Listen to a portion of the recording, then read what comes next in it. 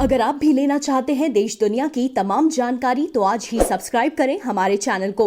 साथ ही नीचे दिए बेल आइकन को जरूर दबाएं ताकि हर अपडेट आप तक पहुंच सके। नमस्कार, प्रभाव साक्षी न्यूज नेटवर्क पर आप सभी का स्वागत है। उत्तर प्रदेश की कानून व्यवस्था पर बड़ा सवाल उठा है, क्योंकि ये कहा जा रहा है कि जब प्रदेश में पुलिस ही सुरक्षित नहीं है तो आम जनता का क्या होगा। दरअसल कानपुर पुलिस गुरुवार देर रात जब एक हिस्ट्री शीटर विकास दुबे के घर पहुंची उसकी गिरफ्तारी के लिए, तो उस हिस्ट्री शीटर और उसके साथी अपराधियों ने पुलिस दल पर गोलीबारी की, जिसमें हमारे 8 पुलिसकर्मी शहीद हो गए और विपक्षी दलों ने इसके साथ ही सरकार पर हमला बोल दिया है। कहा जा रहा है कि सत्ता संरक्षित अपराधियों ने पुलिस की हत्या की है, पुलिस पर हमला किया है, और यह भी कहा जा रहा है कि जो उत्तर प्रदेश की कानून व्यवस्था है वो इतनी खराब हो चुकी है कि अब प्रदेश में पुलिस भी सुरक्षित नहीं रह गई है। पर जहां तक सरकार की बात है तो सरकार ने कहा है कि पूरे मामले में जांच जारी है, अपराधियों को पकड़ने के प्रयास जारी हैं और किसी को भी बख्शा नहीं जाएगा, कानून सम्मत कार्रवाई की जाएगी। जहां तक इस घटना की बात है, दरअसल पुलिस की एक टीम अपराधी विकास दुबे को पकड़ने के लिए गुरुवार देर रात चौबेपुर थाने के दिकरू गांव गई थी। विकास दुबे के खिलाफ 60 आपराधिक मामले दर्ज हैं। पुलिस का एक दल जैसे ही अपराधी के ठिकाने पर पहुंचा, तभी एक इमारत की छत से पुलिस दल पर अंधाधुंध गोलीबारी की गई, जिसमें पुलिस उपाधीक्षक देवेंद्र मिश्रा, 3 उप निरीक्षकों और 4 कांस्टेबलों की मौत हो गई। कानपुर के पुलिस महानिरीक्षक मोहित अग्रवाल ने बताया, पुलिस और अपराधियों के बीच शुक्रवार सुबह मुठभेड़ में 2 अपराधी मारे गए हैं। अभी तक उनकी पहचान नहीं हो पाई है। अपराधी मारे गए पुलिस कर्मियों के 4 हथियार भी छीन ले गए थे, जिसमें से एक पिस्तौल मुठभेड़ में मारे गए एक अपराधी के पास से शुक्रवार सुबह बरामद हुई। अग्रवाल ने बताया कि गुरुवार रात हुई मुठभेड़ के बाद शुक्रवार सुबह एक बार फिर मुठभेड़ हुई। उन्होंने बताया कि शुक्रवार सुबह हुई मुठभेड़ में 2 पुलिसकर्मी घायल हुए हैं। उन्होंने बताया कि 6 पुलिसकर्मी रात में घायल हुए थे। अब तक 8 पुलिसकर्मी घायल हुए हैं। अग्रवाल ने कहा कि फरार अपराधियों को पकड़ने के प्रयास किए जा रहे हैं। यह पूछे जाने पर कि क्या मुख्य अपराधी विकास दुबे मारा गया, अग्रवाल ने कहा कि यह शवों की पहचान के बाद ही पता चल जाएगा, अभी तलाश कार्य जारी है। इससे पहले पुलिस महानिदेशक HC अवस्थी ने बताया कि विकास दुबे कानपुर का शातिर अपराधी और हिस्ट्री शीटर है और उसके खिलाफ 60 मुकदमे दर्ज हैं। कानपुर के राहुल तिवारी नाम के व्यक्ति ने उसके खिलाफ मुकदमा दर्ज कराया था। उन्होंने बताया कि विकास को पकड़ने के लिए पुलिस दल के गांव पहुंचते ही बदमाशों ने छतों से गोलीबारी शुरू कर दी, जिसमें 8 पुलिसकर्मियों की मौत हो गई। मुठभेड़ में क्षेत्राधिकारी पुलिस उपाधीक्षक देवेंद्र मिश्रा, उप निरीक्षक महेश चंद्र यादव, उप निरीक्षक अनूप कुमार सिंह, उप निरीक्षक नेबूलाल, कांस्टेबल जितेंद्र पाल, कांस्टेबल सुल्तान सिंह, कांस्टेबल बबलू कुमार और कांस्टेबल राहुल कुमार की मृत्यु हो गई। कानपुर की फॉरेंसिक टीम जांच कर रही है और एक टीम लखनऊ से आ रही है।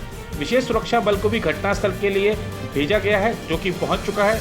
अपर मुख्य सचिव गृह अवनीश अवस्थी ने बताया कि प्रदेश के मुख्यमंत्री योगी आदित्यनाथ ने कानपुर में कर्तव्य पालन के दौरान जान गंवाने वाले 8 पुलिसकर्मियों को श्रद्धांजलि दी और उनके परिजनों के प्रति संवेदना जाहिर की है। उन्होंने बताया कि मुख्यमंत्री ने पुलिस महानिदेशक को इस दुर्दांत घटना को अंजाम देने वाले अपराधियों के खिलाफ सख्त से सख्त कार्रवाई तथा तत्काल रिपोर्ट उपलब्ध कराने के निर्देश दिए हैं। तो आइए अब आपको दिखाते हैं उत्तर प्रदेश पुलिस के डीजीपी क्या कह रहे हैं, कानपुर के एडीजी क्या कह रहे हैं। उसके बाद आपको बताएंगे कि विपक्षी दलों ने अपने हमले में सरकार के खिलाफ क्या क्या बातें कही हैं, और जो अपराधी है, आरोपी है विकास दुबे, उसकी पूरी कुंडली आपके सामने रखेंगे और दिखाएंगे कि किस तरीके से अपराध से उसका पुराना नाता रहा है। देखिए, एक बहुत शातिर अपराधी है जिसका नाम है विकास दुबे। इसके अगेंस्ट 60 केसेस करीब करीब दर्ज हैं। ये हिस्ट्री शीटर भी है। इसके विरुद्ध एक केस दर्ज हुआ था 307 का, एक व्यक्ति ने इसके खिलाफ दर्ज कराया था करीब 24 घंटे पहले। तो पुलिस पार्टी एक ऑपरेशन करने गई थी, क्योंकि ये बहुत शातिर अपराधी है और ये बराबर इस तरह का काम कर रहा था, तो उसको रेड करके पकड़ने के लिए हमारी पार्टी गई थी वहाँ पर। और इन लोगों ने वहाँ पर जेसीबी लगा दिया अपने गांव में, जहाँ पे पार्टी जा रही थी, जिस कारण गाड़ी वगैरह ऑब्स्ट्रक्ट हुई हमारी।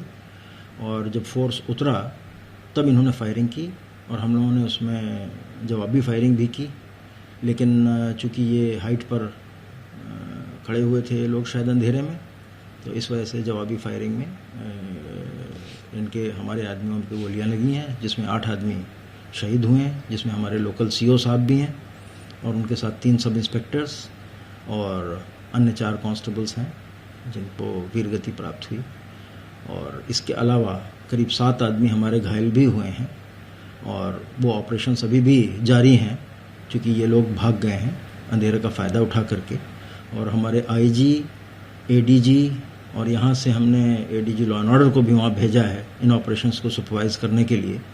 और साथ ही ये जो फॉरेंसिक टीम है कानपुर की तो तुरंत पहुँच गई थी, अभी लखनऊ से भी एक एक्सपर्ट टीम हमने रवाना की है और इसमें एसटीएफ को भी लगाया गया है और आईजी एसटीएफ वहाँ पहुँच रहे हैं। लोकल कानपुर का जो एसटीएफ यूनिट है वो ऑलरेडी कार्यरत है और इनके खिलाफ एक बहुत बृहत ऑपरेशन चलाया जा रहा है और ये उसी ऑपरेशन के कंटिन्यूएशन में है जिसके लिए पहले हमारी टीम वहाँ पे गई थी। इसमें हमारी सबसे बड़ी प्रायोरिटी 3 कही जाएंगी। पहला तो जो हमारे कर्मचारी, हमारे साथी घायल हुए हैं, उनको तत्काल इलाज अच्छे से अच्छा मिल पाए, वो जल्दी स्वस्थ हों, एक तो ये हमारी प्रायोरिटी है। दूसरी प्रायोरिटी इस ऑपरेशन को जो कंटिन्यू कर रहा है, करते हुए न केवल इस अपराधी वरन इसके जो साथी हैं जो इसमें शामिल रहे हैं उनके खिलाफ कार्रवाई करना हमारी दूसरी सबसे बड़ी प्रायोरिटी है।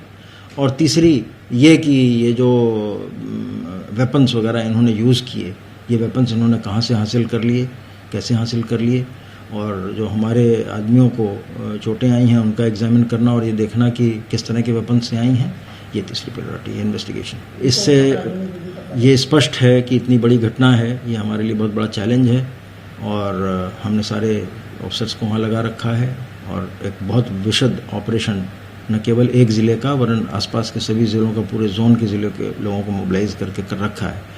उसको हम बहुत सीरियसली ले रहे हैं, इससे बड़ा चैलेंज हमारे लिए नहीं है कोई। ये 2017 में गिरफ्तार हुआ था, एसटीएफ ने ही गिरफ्तार किया था।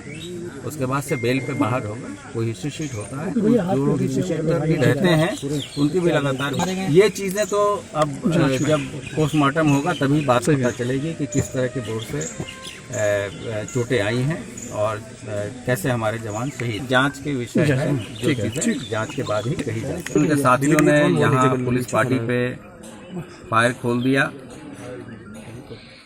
जिसमें हमारे सीओ साहब सहित 8 पुलिस के जवान शहीद हुए।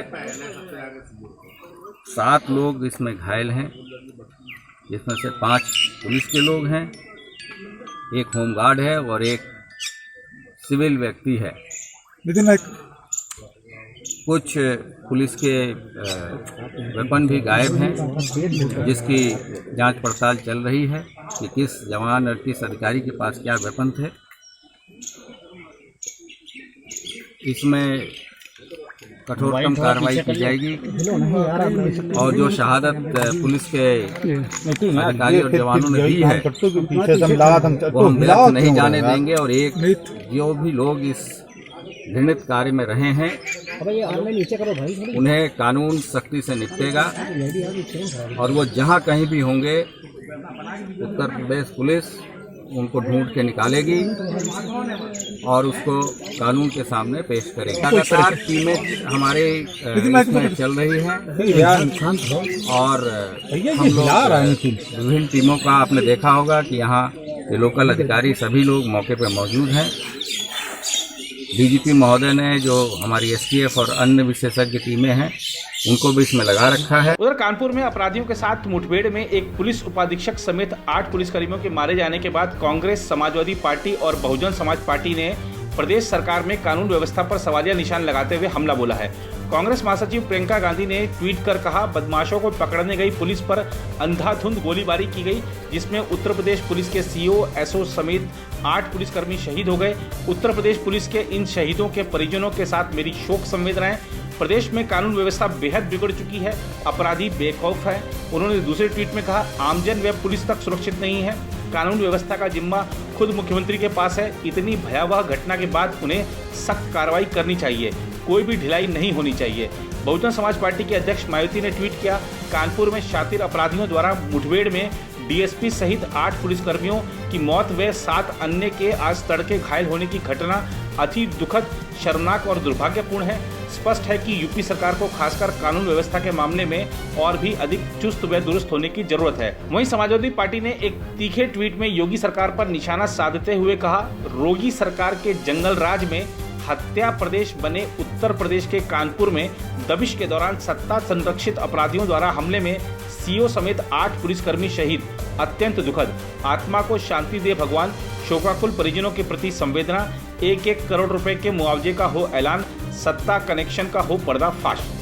कांग्रेस के पूर्व अध्यक्ष राहुल गांधी ने भी उत्तर प्रदेश के कानपुर में अपराधियों के साथ मुठभेड़ में 8 पुलिसकर्मियों की मौत की घटना को राज्य में गुंडाराज होने का प्रमाण करार देते हुए सवाल किया कि जब पुलिस सुरक्षित नहीं है तो जनता कैसे होगी।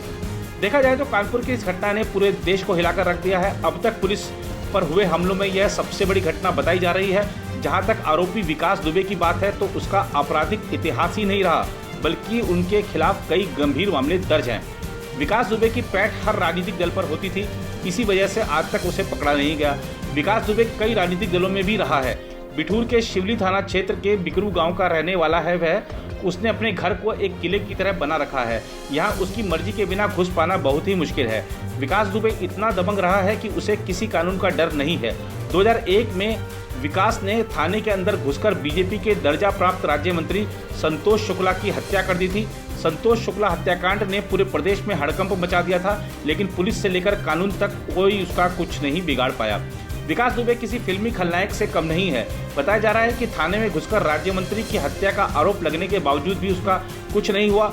बताया जाता है कि इतनी बड़ी वारदात होने के बाद भी किसी पुलिस वाले ने विकास के खिलाफ गवाही नहीं दी, कोई साक्ष्य कोर्ट में नहीं दिया गया, जिसके बाद उसे छोड़ दिया गया। इसके अलावा सन 2000 में कानपुर के शिवली थाना क्षेत्र स्थित ताराचंद इंटर कॉलेज के सहायक प्रबंधक सिद्धेश्वर पांडे की हत्या के मामले में भी विकास दुबे को नामजद किया गया था।